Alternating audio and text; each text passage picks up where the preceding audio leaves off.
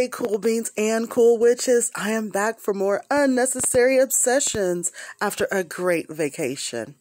Luckily, there was a TV on site since all I brought was a book on climbing Mount Everest. But anyways, we're going to pop back into sitcom obsessions with a look at Nearly Perfect 227. Along with all the great before they were famous and famous guest stars, the comedy and flow of this sitcom a la stage play is nearly flawless, except for this one thing that nagged me for years. Mary and Lester, the main protagonists of the apartment and the show, they're a major feature in every episode, so is their apartment, and they have a preteen daughter, Brenda. However, the apartment would seem to have only one bedroom, and there is only one episode featuring a look at said bedroom. The characters on the show feature prominently. Their banter, their humor, even a little bit of slapstick comedy comes into play on 227, and the background set pieces aren't so important, but we do get a look at a lot of the apartments, Sandra's apartments, and Mary's apartment. We don't get to see Rose and Pearl's, really. We see Pearl's window. And so in the episode where the president's supposed to come to help them fix the street in front of the apartment, which is right there in the front where the stoop is, we can see in this clip, Brenda is saying, hey, the street people are filling in the holes. And so they all run to the window, which means that's the window that looks out on the front of the apartment. We also see in this episode a lot of people coming out of that one bedroom area, that one doorway. That's the doorway we say, hey, we're cleaning out the apartment. That's where Lester and Mary come from when they're coming from, quote unquote, their bedroom.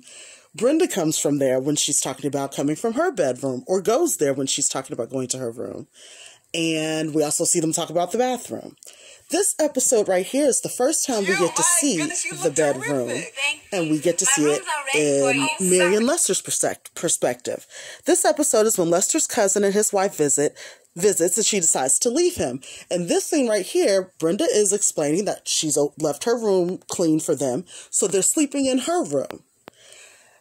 Later on, after she leaves and he has his meltdown, the cousin comes into Mary and Lester's bedroom, and we can see from that hallway clip that it was just a very empty hallway, just a hallway and a doorway. And he comes in, so we get to see the room, and then we also see that there is a slight hallway there. So what we may be seeing in this two-bedroom apartment is that there is a hallway behind the door that connects the bedrooms. But if you continue on the hallway, I'm going to say it's L-shaped because of the placement of the kitchen and the living room. The rooms couldn't go across anymore. So it has to be just enough space for Mary and Lester's master. And then we're going to cut a corner, go up a tiny hallway, and then perhaps the bathroom and Brenda's room will be lined up on that skinny hallway on the lengthy part of the L. Because if you look at the kitchen and we see the windows, we can see that beyond the fire escape, there is more building. We're just going to have to assume that's still Mary and Lester's apartment because there's no other place for it to go. It can't go. I used to think Brenda's room was on the other side of the alcove. However, I believe that's just for the library and the books that they have, because when they open the door, the hallway is out there, the stairs where Sandra goes up to her apartment. So there's no room for there to be another bedroom on that side of the house, because that is clearly the apartment's hallway. We can also assume from this episode that Mary and Lester's bedroom is on the same side, the same street side as the windows in the alcove in the library. If we I had to brighten the picture because the episode was very dark, but that vanity and dresser back there sits in front of a window, I'm going to assume, because there's curtains. So we can assume that their bedroom is on that same side. But in another clip, when Lester's white cousins come to visit, Brenda's cousin talks about how she has a great view. So we don't know where her room is in relation to all of this. But this clip right here, I had to find again because you can see in that doorway that now there's a picture, a pennant, and a chair, which would make it seem like it's someone's actual room.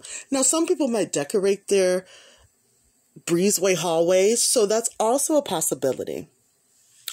But enough of that nitpicking. I hope that you enjoyed this little pop-in video, Nitpicking on 227, another show with a Bermuda Triangle set piece that is so mysterious and simultaneously irrelevant.